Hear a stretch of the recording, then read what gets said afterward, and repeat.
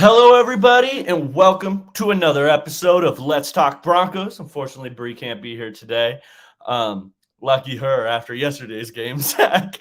And usually we'd be coming on here doing the good and bad and ugly, but we have a little twist to it. And we'll get to that in just a second. But, Zach, how are you doing today, man?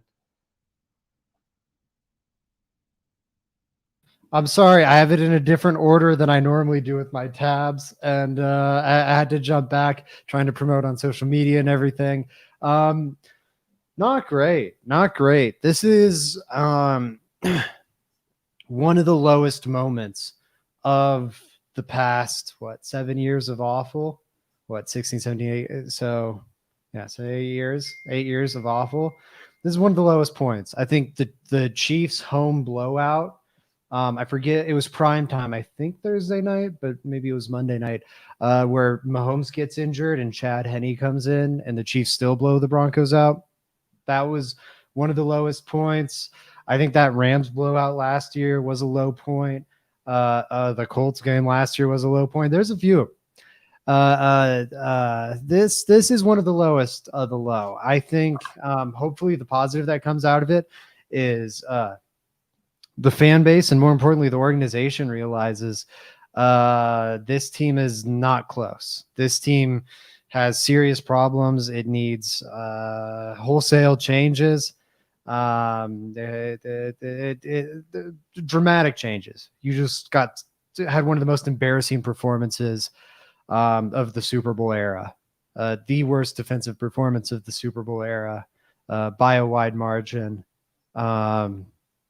This roster is not close. The staff has serious problems. Like, seriously, I'm sorry, but like, people have to realize stuff has to happen. It's rough. This is rough.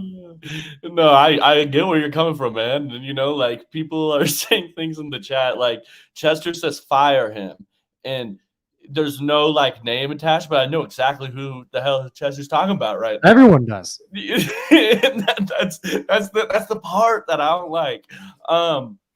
So like I said, usually on Monday, it's our Broncos therapy episode. We usually be going through the good, the bad, and the ugly. But you can't have a team score 70 points on you, and I'm not going to come on here and start talking about the good. That's just, the only good. If I get brought up, we're not segmenting the good after 70 points. So the only good. Yeah, the only good is that maybe Caleb Williams is a Denver Bronco, because this team is so bad. Maybe a top 5 pick is possible, or like Drake May. Maybe they can get a superstar quarterback, or Marvin Harrison Jr. if you want to gripe about taking a quarterback. They can get a very high draft pick. This is a terrible Broncos team. And it's also, the proof is in the pudding. People, again, accept how bad this team is. It's not fun, but the only way forward, the reason this team has been on the treadmill of suck for so long is because they won't accept they suck, so they can start rebuilding and get out of suck. They've had 1 year since the 2017 season where they didn't earn a top 10 draft pick. 1 year since you go in 2017, they earned the 5th overall draft pick, took Bradley Chubb, right? Then they earned the 10th overall draft pick, traded back, got Noah Fant. They had one good season, got the 15th draft pick. We're about to get in. I know. It's a bad, terrible discussing. I'm trying to ease you in here, bro. Sorry, continue. I'm trying to ease them in. They can't just take the Broncos have had all these top 10 picks. We can't do that right off the top. All right, let's give it a little second to breathe, man. All right, damn. I also like to add that Marvin Mims is another positive. Now let's move on. That's it. Yeah, that's it. That's all we have. So like I said, we're doing the bad, the worst. Or no, we're doing the bad, the terrible, and the disgusting today for the Broncos. That's today's show. I hope you guys don't tune out. But hey, you know what? We're gonna have fun regardless. It's kind of sad, but I haven't covered a good Broncos team yet. So this is a little bit of my bag right here. Is Broncos Therapy Monday, unfortunately. Zach, give me the bad. What happened that was just like, it was bad? Yeah, I think the bad, man. Let's start. I mean, we can't even touch the defense. Let's start with the wide receiver penalties, or let's start with the wide receiver room as a whole. I think outside of Marvin Mims, really. Talked about it some with Bree. Yikes. You have the penalties from Brandon Johnson, which were very costly to this team. Cortland Sutton with his fumble and just a generally poor performance. Jerry Jeudy has been a missing person so far this season, and I get it, he's coming off the hamstring. It is just disappointing. I was hoping he'd take a step forward this year. Seems like a step back. I don't know. This wide receiver core is the most expensive in the NFL, and it is, and some of it is injury, granted, to Tim Patrick and everything, but most expensive wide receiver room in the NFL, and I think it's probably a bottom 10, maybe bottom 5 wide receiver group. It is like Marvin Mims is almost a third round rookie, right? It was the 59th, 60-something pick. Almost a third round rookie. And I think he's going to be the top wide receiver in this room by midseason. Are you confident he's not already the top wide receiver? No, because I mean, he's been so explosive, man. Marvin Mims has been so damn explosive. I do have to say, I thought Jerry Jeudy actually had a pretty good game last week. That's fair. He had 81 yards. He had 6 catches. He played pretty good. Fair. But how many teams in the league do you think Marvin Mims is in the conversation to be the best wide receiver in that room? Like, not many. No, not many at all. Zach, you're leading me right into mine because I did turnovers, and who had the 2 turnovers? It was Cortland Sutton, right? I think the Broncos could have scored touchdowns on both of those when he fumbled, or they looked like they could have, and yet he did. He fumbled on both of them. I could tell with how frustrated he was, which isn't something you want to see. He was frustrated, and I felt bad. That's usually not something Cortland would do, is just fumble the ball twice in a game. Obviously, he's never done that before, but it goes into just how bad that game was. They're not scoring all those points, 70 points, guys. That's insane, without those 2 fumbles as well. That puts them in better scoring position when it felt like the Dolphins could go 99 yards for a touchdown. You know what would have been nice? Just retaining the ball a little longer, not fumbling it when we get it, not turning the ball over. Because honestly, it's hard for me to put any blame really on the offense. I thought the offense played pretty good outside of that. But those fumbles just gave them more opportunities to score, and they were scoring at will. Like I said, they could have scored from the 90. They could have gotten 99 yards every single time, it felt like, that game. The Broncos weren't stopping anybody. So 2 fumbles definitely hurt that, and it makes it worse. Once it passes 50 points, it all kind of felt the same. But, man, I mean, we were how many points away, Zach, from breaking the record of points given up in a game? How many points? Right? Wait, 2. 2 from tying, I guess. 3 from or 2 from tying the regular season record. 3 from breaking the regular season record and tying the all-time record. 4 from breaking it. And that was a chip shot field goal. Jason Sanders is a pretty good kicker. The Dolphins would have made that kick if they wanted to kick it. And I think they should have. If Sean Payton was in that position, he is kicking that field goal. I would guarantee it. He's going for it. Yeah, it's the Broncos deserve to own that record, frankly, because also if you look back, head coach of the last team to do it called a timeout with 2 seconds left so his team could attempt a field goal to go for the record. So they really had to squint to get to 73, while the Dolphins had to really squint and work to not get to 73. It was probably the worst defensive, and then also the most touchdowns allowed. In most of those other 70-point performances, there was a special teams touchdown or a defensive touchdown. It's 10 touchdowns in a game, all 10 allowed by the defense. This was the worst defensive performance. There's one performance where more yards were allowed, 10 or so in 1951. This is worse than that. Well, I imagine one of your terribles has to do something with defense. Tell me I'm wrong, and I want you to expand on what you were just talking about. Okay, well, let's go Vance Joseph. That's not disgusting. Okay, I'm interested. It's not. Because here's the thing. Vance Joseph is a bad defensive coordinator, and this has kind of been my soapbox. He is a bad defensive coordinator. He deserves to be fired, if not now, at some point this season. I mean, I think there's very, very few defensive coordinators that would make this defense look good. I'd say zero, frankly. Like maybe Bill Belichick makes it look good. I think it's like what shade of bad? Because again, Ejiro Evero over the last half of last season had this as the 23rd best defense in the league. And then you subtract Draymond Jones from that. You subtract K'Wan Williams from that. This week, you subtract Justin Simmons from that formula. And we're surprised that instead of 23rd, they're 32nd. I mean, I'm not. Like, even with an average defensive coordinator, I think we all agree Evero is an awesome defensive coordinator. Going from an awesome to an average defensive coordinator and losing all that talent, I'd expect the defense to drop from 23rd to, I don't know, 28th, something. You'd expect some kind of negative movement. And then Vance Joseph may be a bad defensive coordinator. I think he is a bad defensive coordinator. So it's 32, but he is not the reason this team gave up 70 points. Again, with Ejiro Evero, a guy we all agree is a good head coach. This team is 4 games removed from allowing 50 points. Like 4 games. That's not normal. And that's with Ejiro Evero. This team is so talent poor. The defense is bad. Like, it's not like, yes, Vance Joseph is making it worse. He's not putting guys to succeed. But no one's disagreeing there. Also, serious talent problems on this defense. I would keep Patrick Surtain and every other position I'd seriously reevaluate. I think it's fine to have Nick Bonito and Jonathan Cooper in that pass rushing room. I think you need more help than that. They're clearly not doing enough. Some of it, or a lot of it, is Miami's offensive design. This team pressured the Dolphins 7% of the time. They're pressuring teams at the lowest rate in the league. And Vance Joseph is pressuring tons. And Vance Joseph, for all his failings as a defensive coordinator, is a good designer of pressure. And he can't cook up pressure with this team. Anyways,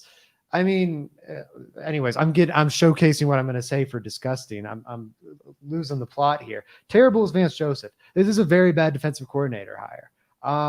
It is the worst mistake Sean Payton has made during his very short Broncos tenure, and it's a mistake that causes this entire season to have a failure to launch. It's over really before it even started because of the hiring of Vance Joseph. And that's at the feet of Sean Payton, that hire. Yep, it definitely is.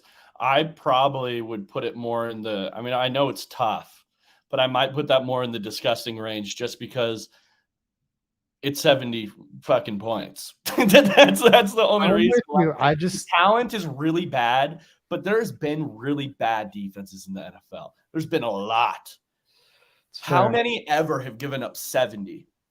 And I don't think the Broncos are the worst defense of all time, yet I think that in that game, they played the second worst defensive game ever. I will say, I think some of it is also, or not even some of it, a lot of it is also Miami. Like, that offense is, I think, well, we'll see at the end of the season, but I think that's a historically great offense. It is a lot Miami, but this is the same Broncos team that gave up 30-something to Sam Howell. So we've played 2 bad offenses and got destroyed by them, and then we played 1 good offense and we got massacred by them. Where does that lead you? That this is a really the worst defense ever, which leads me to mine. I'm going to go with the defensive line. You were bringing up earlier some of your points is like, hey, the Broncos aren't getting any pressure, nothing like that. The defensive line hasn't done anything. They're not stopping the run. They're not stopping the pass. They're really not doing anything so far. I want to make sure we're highlighting the Zach Allen signing because we could have got Draymond Jones at a very similar price, if not the exact same price, something that's not out of this world different, yet the play has been out of this world different between them two. I expected Draymond Jones always to be the better football player just because I thought he was a much better pass rusher. But I did think Zach Allen was going to come in here, Zach, and be a lot better of a run defender than what I've seen so far. He made a couple plays in the run last game, but for the most part, it's been inconsistent football from him, even in the run.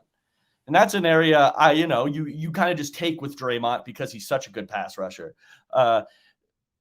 When you're looking at the Broncos' run defense, and I'm just going to highlight the defensive line, you're looking at Zach Allen, DJ Jones, and Mike Purcell. On paper, that looks like a damn good run defense between your interior defensive line. It really does. Going into this year, those three should be phenomenal in the run. Mike Purcell, through his career, been a really good run defender. DJ Jones, we all know DJ Jones. The DJ Jones last year, we saw really good run defender. Zach Allen, I already highlighted that. Where is that? Why are we giving up 70 plus yards to a third round, to the Dolphins' third back?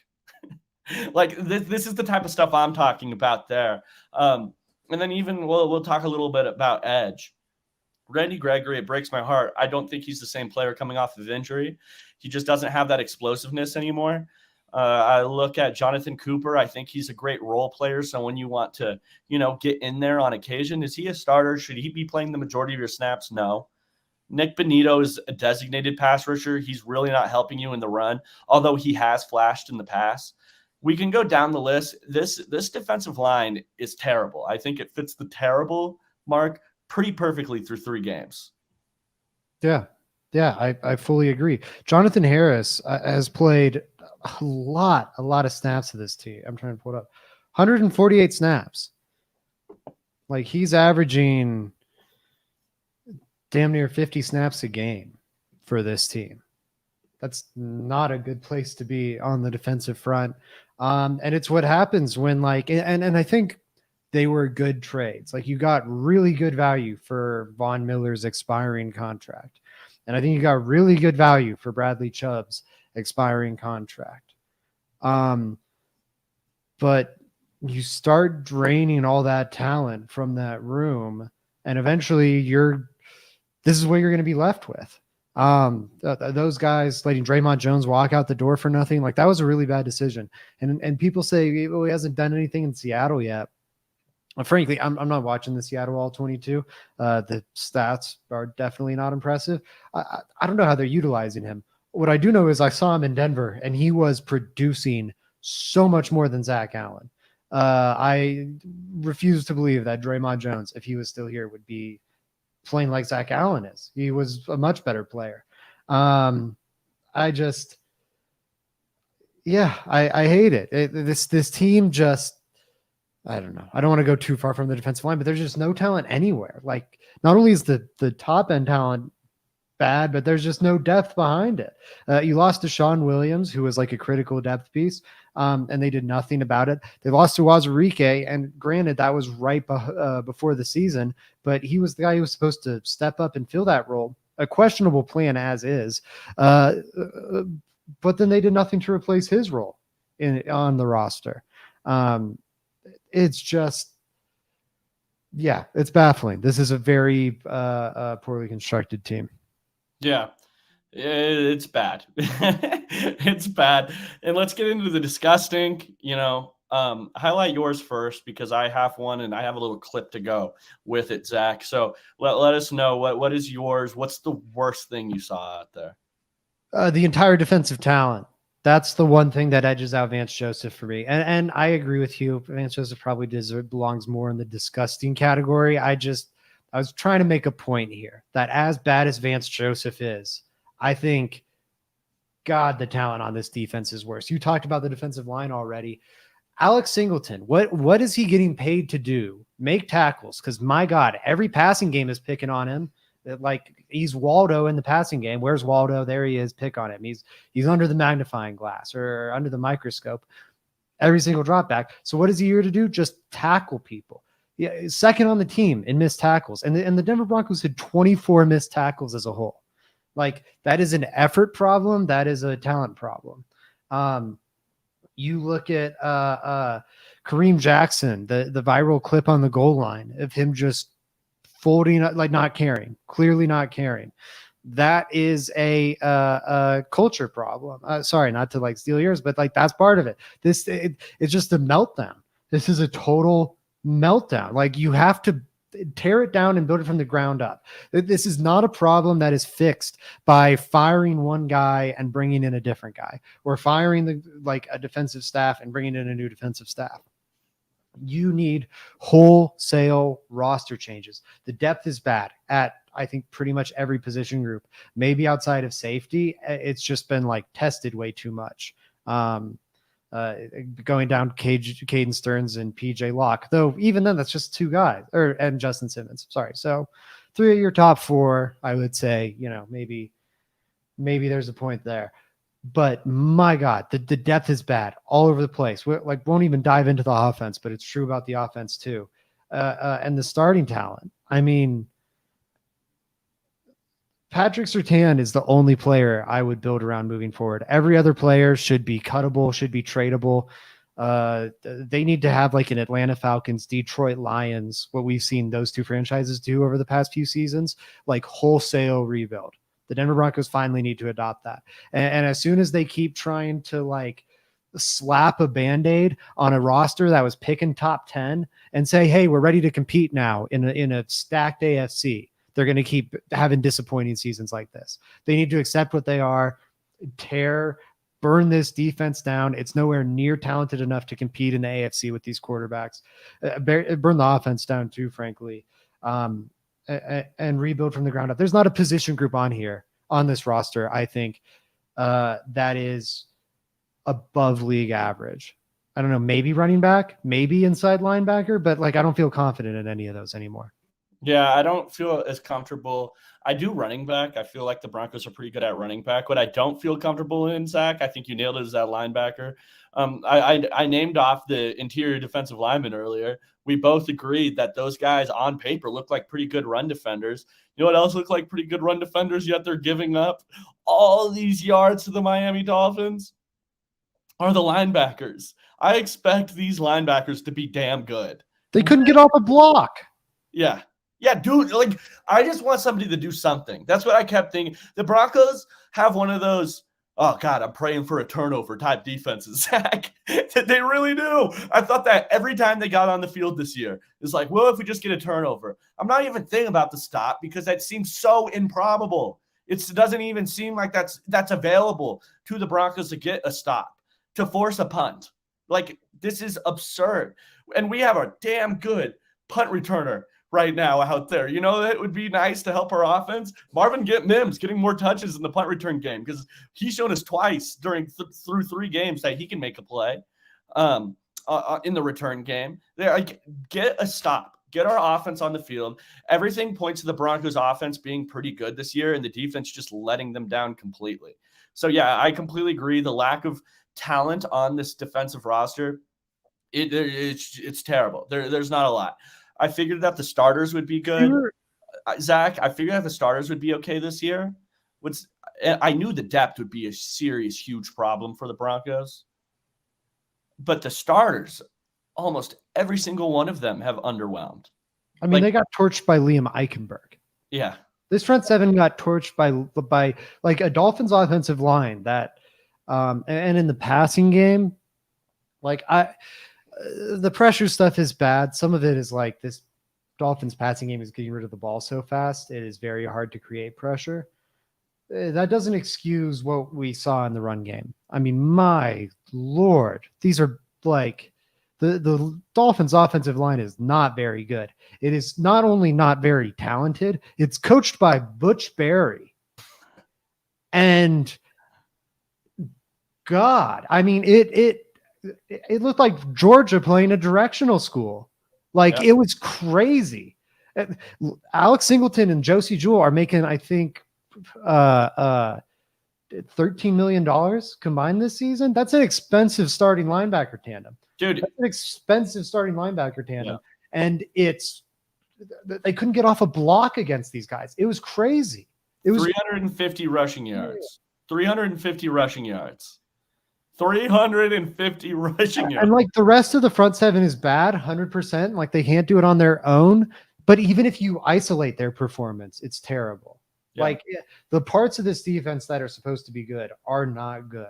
Mm-hmm. Justin Simmons can escape blame because he just wasn't healthy, Patrick Surtain, I think, was like by his standards disappointing, but like I don't think he's the reason they got torn asunder. Not even close.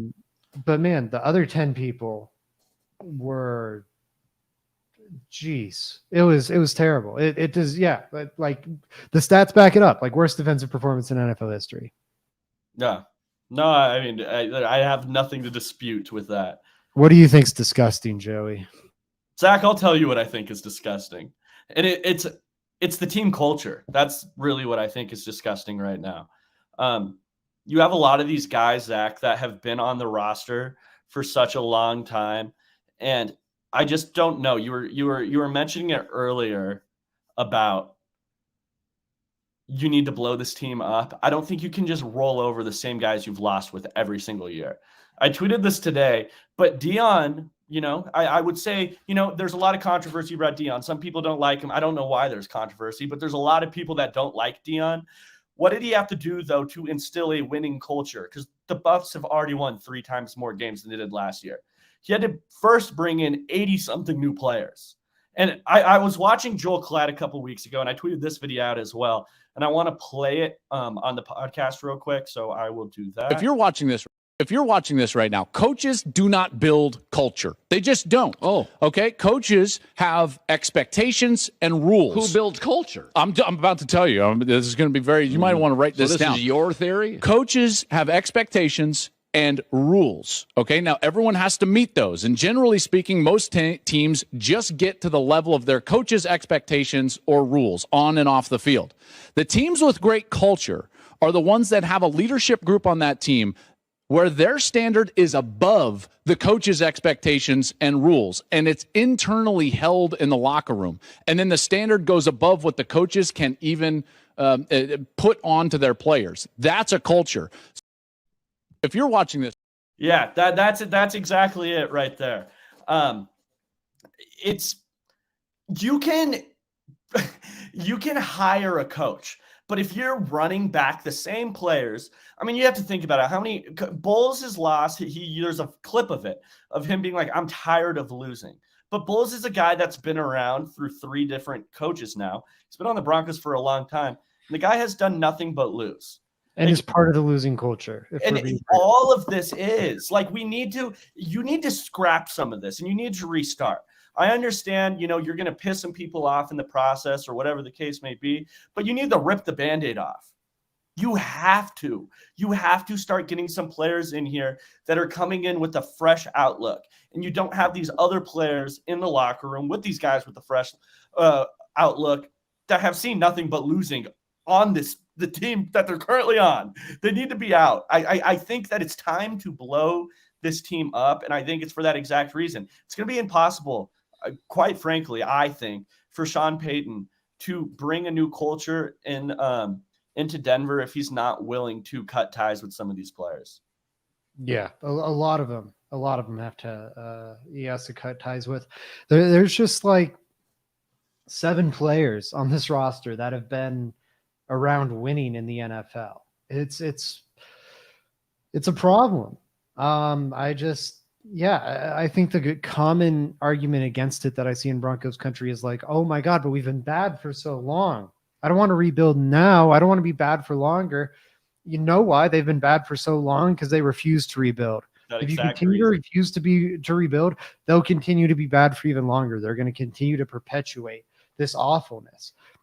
Accepting a rebuild and just like, hey, we're going to be bad for a couple years is how you get good. Just accept it. Just like bottom out rather than just, I don't know, keep revving the engine and not going anywhere. It's terrible. You need a culture change. Speaking of culture, though, I did see a comment. Could you highlight the comment about Sean Payton, Joey, from user JK3? This one, head coach always takes the blame. Yeah, and he said it's about time we start blaming the head coach too.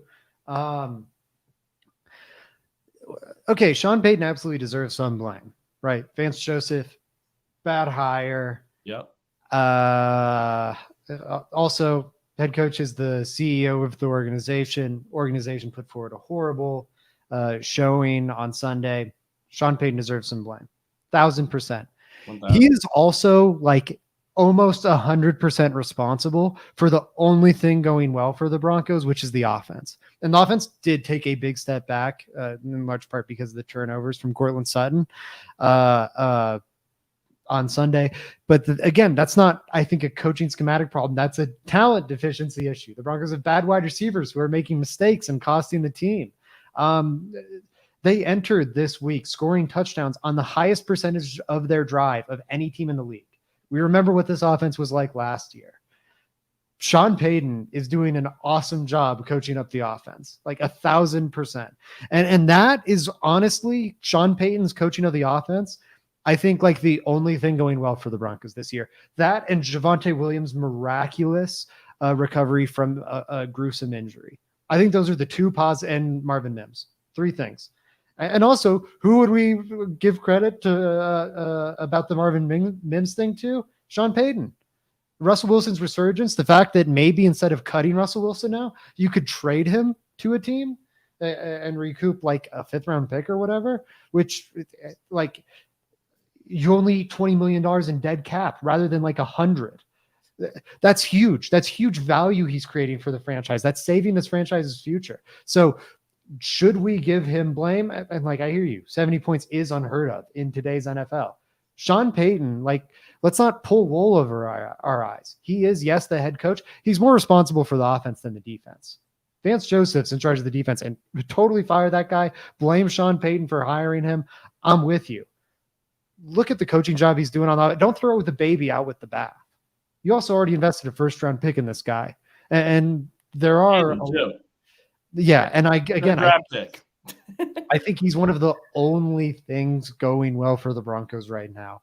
Although he's not Jesus Christ. He does have mistakes too. He has flaws. He has things to critique. The positives he's providing are some of the only positives the Broncos have this season. So that's why he's lower on the list of people I'm pointing the finger at right now. Yeah, I am in the exact same boat. I feel like I feel like the overreaction with Sean Payton, I definitely think he deserves blame, because when I bring up the culture, it also that encompasses for me the team quitting. And yesterday it felt like the Broncos quit.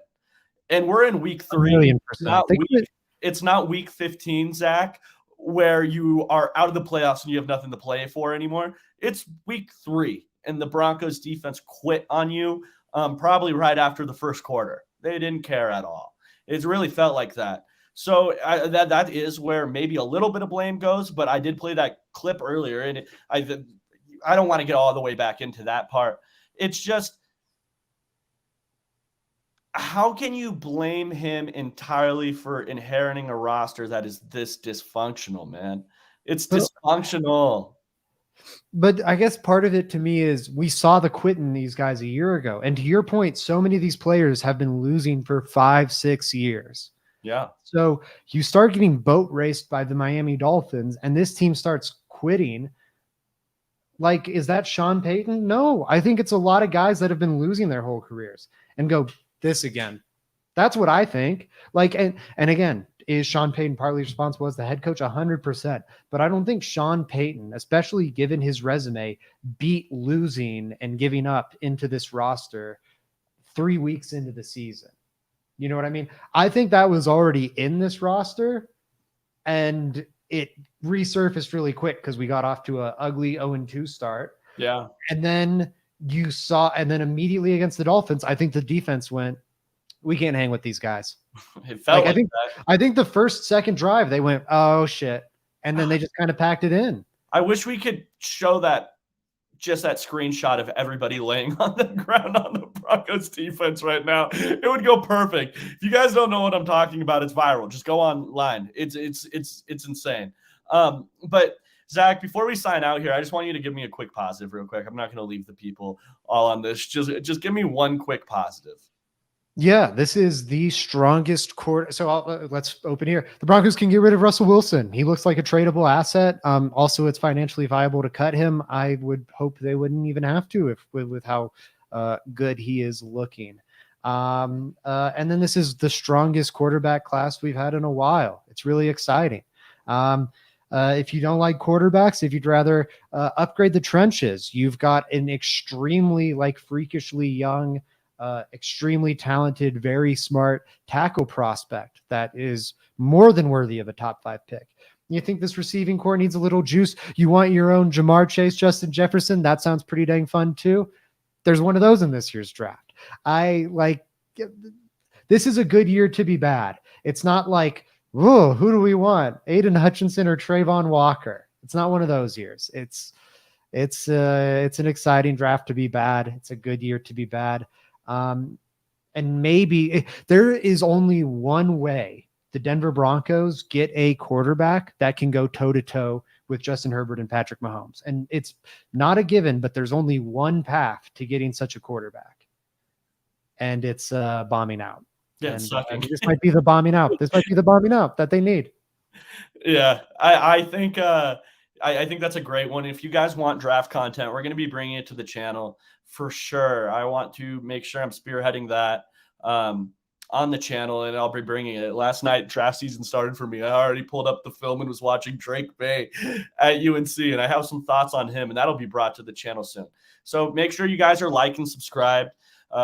Please subscribe. We go 5 days a week. We put a lot of effort in. Make sure you're following Zach. Make sure you're following me. Make sure you're following Bree, Frankie, Robbie, Mario. Our team is getting bigger, and I think we got the dream team over here, to be frank. So yeah, I think that's all we have for today, guys. Yeah, let us know your thoughts on. I want to know your thoughts in the comment section on this. Boggins asked, how many games are you watching for the rest of the year if the team is winless by the bye? Let us know in the comments, guys. I think that's a great question. But until next time, go Broncos. All of them.